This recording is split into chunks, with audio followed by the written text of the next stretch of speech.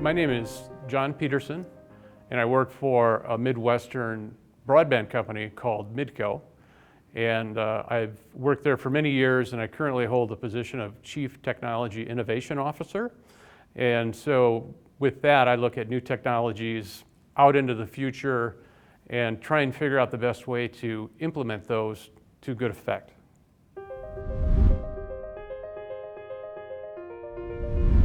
I'm a Sioux Falls, South Dakota native. I went to school, and out of school I got an internship at Midco, where I work now, and I've worked there for 37 years. And so I've always been drawn to the technology side of things, and when something new came, I said yes.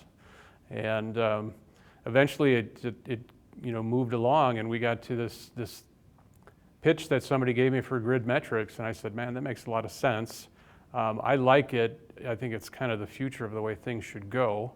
And then so we were one of the first, if not the first, to be a data provider for grid metrics and to see some of the results. And they were pretty epic. We're big about mapping, and so that, taking data and putting it on a map really adds to the illustration of what's going on in our network. So how we got into grid metrics was we'd like to be progressive in the technology space. And as a cable company, I was at a Cable Labs conference, and this idea was pitched to me. Sounded crazy at first, but it made a lot of sense the more I listened. And it was very similar to what we were doing for ourselves already. It was just a way to make it broader and cover more territory. And so we signed up, and we were the first cable multi-system operator to use grid metrics and to see some of its results and to test some of the results and to see just how effective it could be.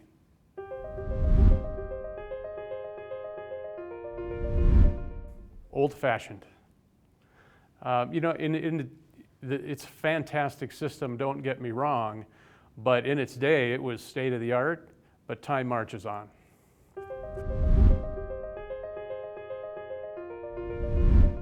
What I've seen for us for inefficiency is that there's not full monitoring of the power grid, right? It stops at a certain point about where the power stations are. And when it gets down to individual businesses, individual areas, you just don't know. Power outages happen and nobody knows why, and that's a problem. If you map it to the future, we're seeing more and more electrical cars. Everything is becoming electrified.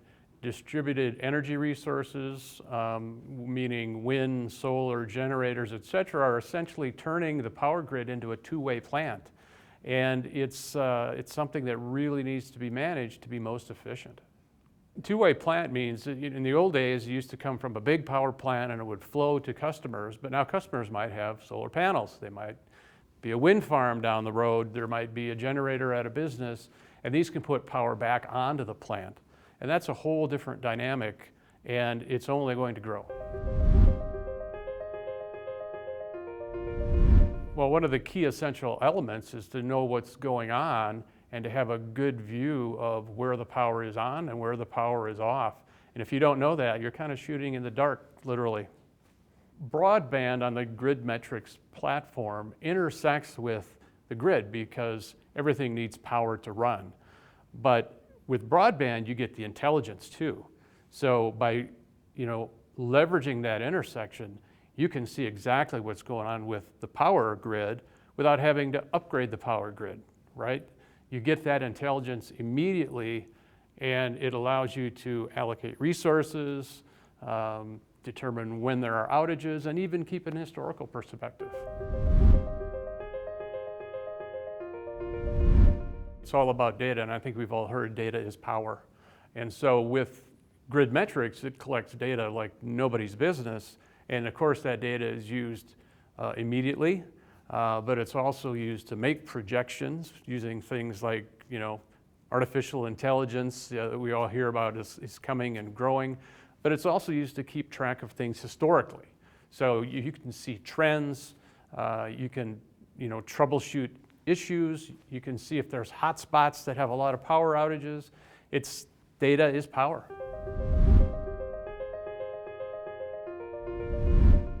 We use a system very similar to grid metrics. As a matter of fact, our data is mirrored for grid metrics.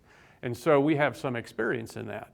And as a practical example, a few years ago, while we were on the grid metric system, we had just gotten it up and running and we're testing it, we had the misfortune of having 3 tornadoes come through town, right? And at the same time. And it was interesting because you could play back the impact, and you could see our power supplies winking off, going to backup power, and then as repairs happened, they turned back on. And it's important that in a broadband, in many other responses for repair, you can't necessarily go in until the power company is done. So that doesn't mean there aren't other repairs to do, so it allows you to direct resources to where it does the most good, and when power comes back in, then you can put your folks back there. And the end game is, of course, you get people back up and running, whether on power, or whether on broadband, or whatever, much faster, much more efficiently. There's doesn't seem to be any shortage of disasters, so it's not just tornadoes, it's hurricanes, it's fires, it's what have you. Yes, you can with the grid metrics platform, plus you get it historically. And so you can see, it was interesting to see the exact path that the tornado took. And if you went out there and drove it, you could see down trees and power lines. And yeah, it's a kind of visualization that heretofore has just not been there. Well, one of the biggest problems is just straight up knowledge. We have a network operations center, and we'd see a power outage, and you call up the power company and ask them what's going on, and they have no idea because they've never gotten a call yet. You were the first ones to call. So it provides that sort of intelligence that you didn't have before, and with that, you can make smart decisions, where to bring backup power, how long are your batteries going to last. And that's not just important for a broadband company, right? We find it very important, but it has implications for healthcare, nursing homes, even refrigeration, things like this. It just provides a level of intelligence that you didn't have before, and it allows you to manage your business more smartly. It's not just, is the power on, right? Is somebody's life-saving device running? Is the refrigerator keeping the precious cold food frozen? It's a big deal because power is super important, and we need to treat it like it's super important.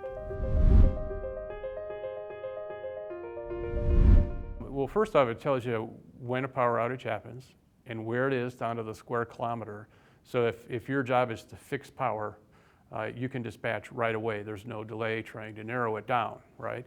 But it also can be associated with many, many other sources of information in the geospatial world, right? The location of hospitals, nursing homes, other critical infrastructure. So you can associate a power outage with those events. And if your job is to bring backup power, then you know exactly where to go, and you maybe get there before the backup battery runs out, right? So it's smarter, faster response to critical services.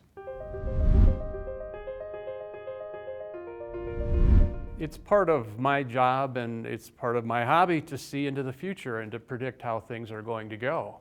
And what I see is an intersection, right, between broadband, transportation, and power, and it's coming, and it's inevitable.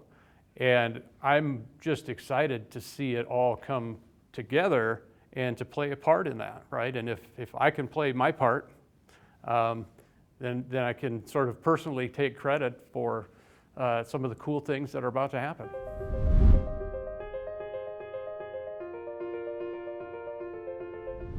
Having been in the broadband industry for a long time, we've seen a lot of changes, right? And in my company, we started off as a video provider, and everything was one way. And then this crazy thing called the internet, came along. And there was difficulty, and this isn't us, this is a different thing. I don't know where this is going to go. And this feels a lot like where the power grid is right now, right? Changes need to be made, and they need to be made sooner rather than later, and they need to be done in a very smart way. And so it feels like that, and knowing that I know it can be done, but it's going to take some enthusiasm and some initiative. It's not optional. It's going to happen. And you can get there in a messy, reactive way, or you can get there in a smart and proactive way. And Grid Metrics is smart and proactive.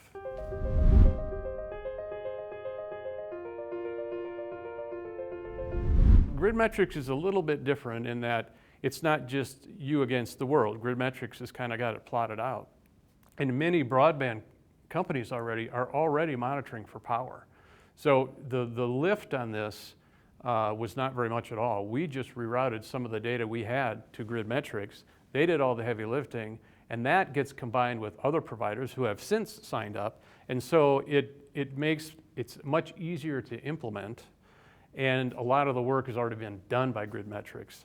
And I got to say, you see the results immediately. So it's very fulfilling and reinforcing that, wow, this is a cool thing.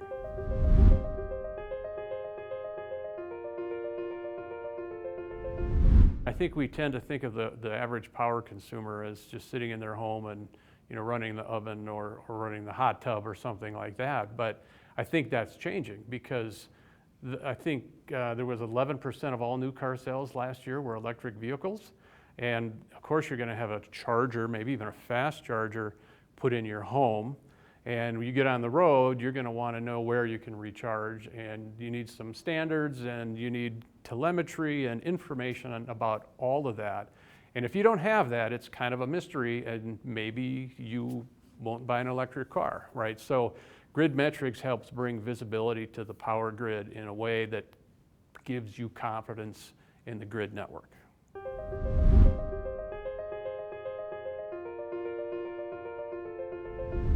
I think a lot of us have seen it, but maybe don't quite get it yet, right? I mean, if you've got a car that's within 5 years old, it probably hooks up to the Wi-Fi in your house, because a lot of cars now get regular updates.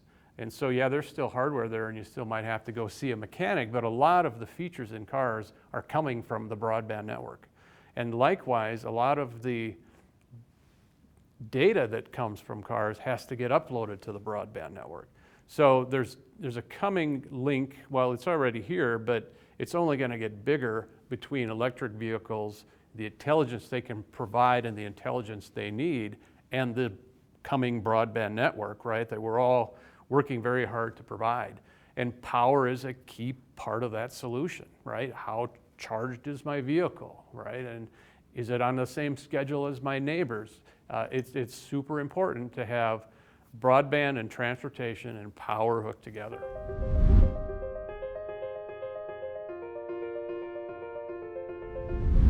I think absolutely it is, right? Because again, data is power, and if you can tell your impact on the grid from your wind farm or from your solar panels or from whatever, it helps allocate those resources more efficiently, and it helps give you confidence that the power you're providing or the power you're using is coming from non-carbon based sources, right?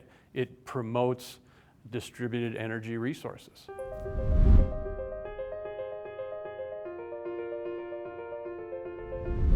Well, there's a big overlap there in that we provide data and they provide data, but Grid Metrics is, it's utility in the ground.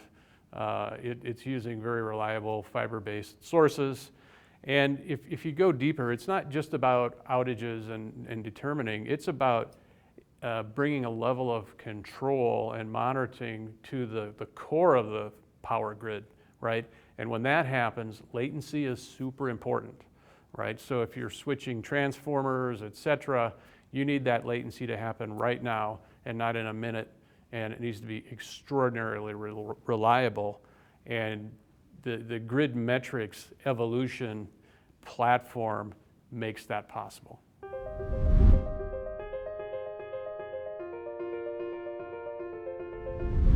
Well, it's not necessarily about finding outages and plotting them. I mean, that's super important and needed right now. But beyond that, if we can work this partnership intersection of the power grid and the broadband network, we can go even further, and we can bring control So to enable the power company to have a level of control and monitoring that they haven't had before. And I don't think that we really understand what that means, but it means low latency switching, intelligent management of major power systems. I think the future is open, and with a smart grid, there's all sorts of possibilities. It's a lot about outages and things that go on at the household level, the neighborhood level, but there's a whole range of telemetry possibilities and equipment and things in between the substation and that, microgrid in your neighborhood. And right now, that stuff isn't controlled really well. There's wireless solutions that don't work that great. It's low latency. And so with grid metrics and progressing technology from grid metrics, we can implement a layer of control for the power company to achieve things that they can't achieve now, or it takes a long time and it's maybe a manual process. So we're taking basically 1940s technology and we're bringing it up to the 21st century.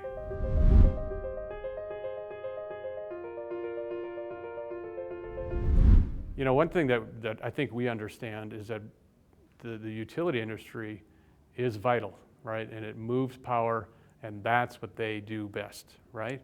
But the broadband industry moves data, moves information, terabytes and terabytes and terabytes of information, and that gets processed. And that's something that we can help the power company get to, because it's hard to get to there. It's taken us decades to figure that out, and things are moving very fast. So we can assist in giving telemetry, giving control power to the power company to make their grid better and to respond to this coming need that's really on our doorstep already. One thing for sure is if you want to know about power, it's the power industry, it's the power grid. They've got that, and we believe that, right? But one thing we know is data. Data is power, and that's what we do. And our network sits here, and their network sits here, and they intersect. And we can use that data to empower the power company and get that response to this coming change out there faster and in a more efficient manner.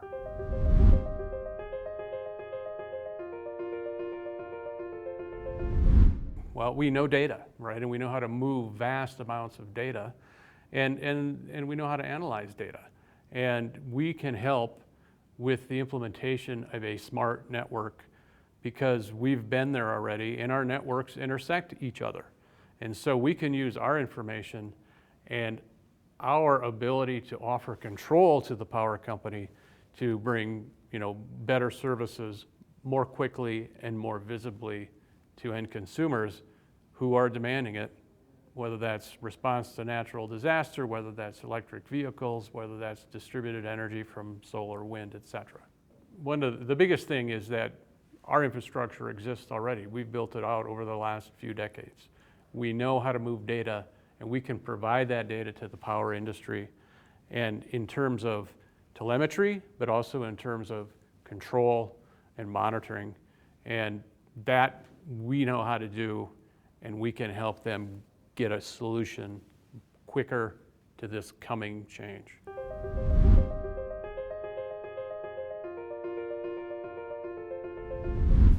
So I've been called a futurist, and what excites me about grid metrics and the impact it has on the future is, first off, I don't think everybody sees it, and it's a new thing, right?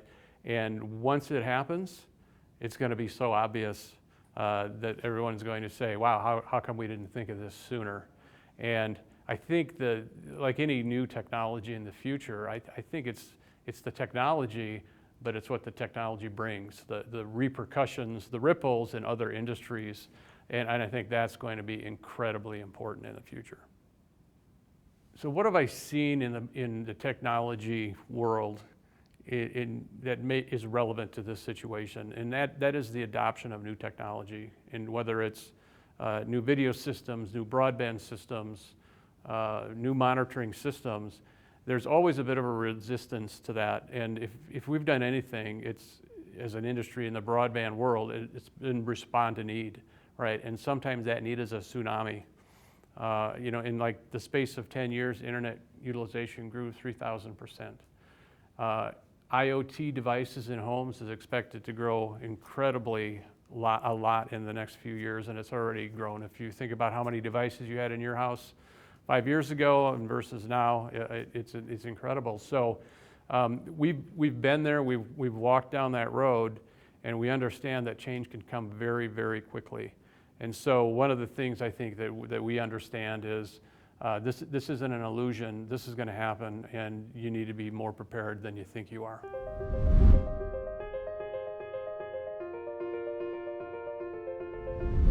Yeah, if I was talking to a CTO of a power company, power utility, I would point out some of the changes that have happened in the last 12 years and compare that to the changes that I expect to happen to the power industry and say, what are you going to do? What's your plan? It's like Grid Metrics has got this laid out and it's here to empower you, and your alternatives aren't so great, but how can Grid Metrics help bring this change about in a more smooth fashion, in a faster fashion, in a way that meets the needs of customers?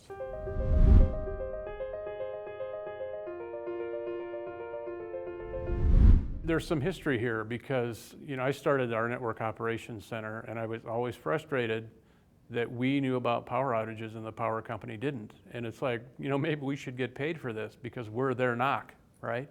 And then I get the idea of Grid Metrics proposed to me, and it's like, aha, this is it, right? This is how we combine this two sources of data to help each other out. And that's what got me really enthusiastic about getting involved in Grid Metrics.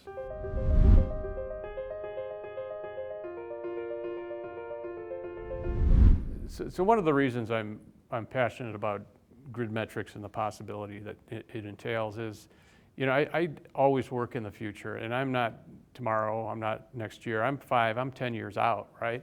And all the stars are lined up. I mean, it's obvious to see, and honestly, I haven't seen a bigger no-brainer than this for a long time, right? And we've all been scrambling over the last 12 years to make sure that we bring great internet, right? Well, guess what? Mission accomplished. We've done it.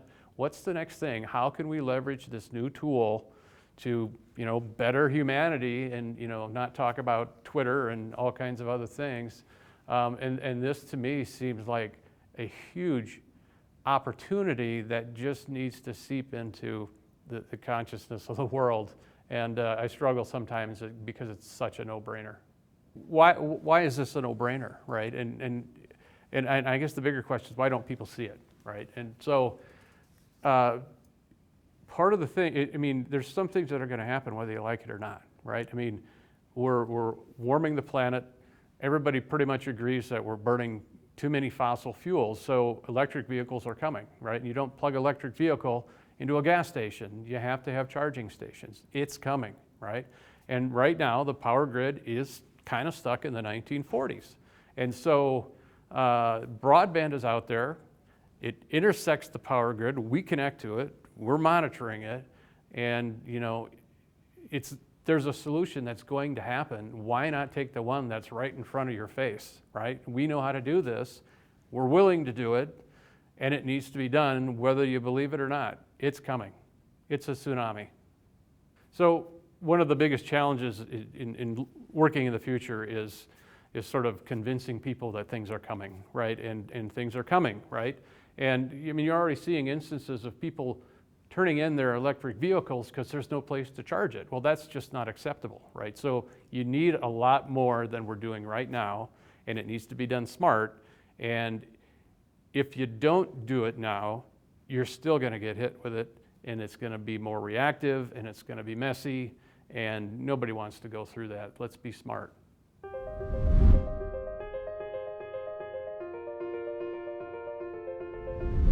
Of course I did. I work in the future, right? I'm out there, but my scale is usually quite a bit more than other folks. It's like, this could be big, right? This could be big.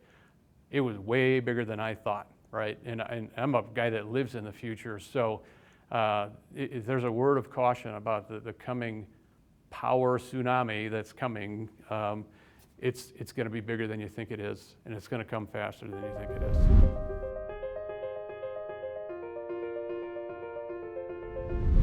You can't hardly turn around without being connected, right? And connection is control, connection is monitoring, and you can't deploy systems without it. We've all got a camera in our pocket, we've all got internet connectivity. I can call anywhere in the world in the next 10 seconds. You know, comms runs our world, right? And so it's super important to give you that vision of what's going on in the physical world. And without that, you're slow to respond, you know. You maybe miss things. Comms is important.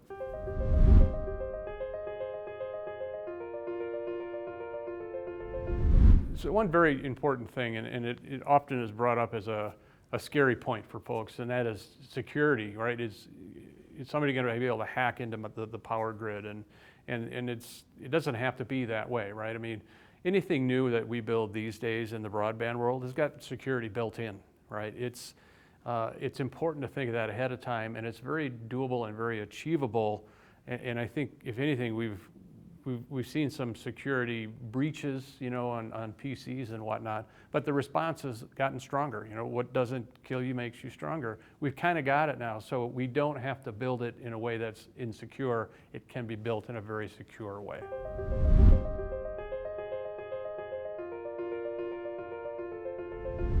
I think my response would be, what's your plan and what are your roadblocks, right? Because I think grid metrics can help. I mean, we're already doing it for other industry and other businesses. It's coming. I don't think it's something you want to be regulated into. So there's an organization that's, you know, Cable Labs and Grid Metrics that's already out there, provides wonderful telemetry of your systems without you already. Just imagine what we could do with you.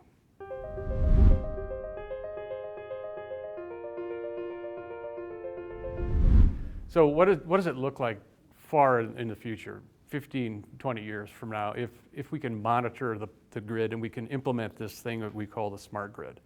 I think you have to go to history a little bit and ask, what was the impact of the printing press, right? And the answer was, well, we got to put a bunch of monks out of business, and we got to make some cheap books, right?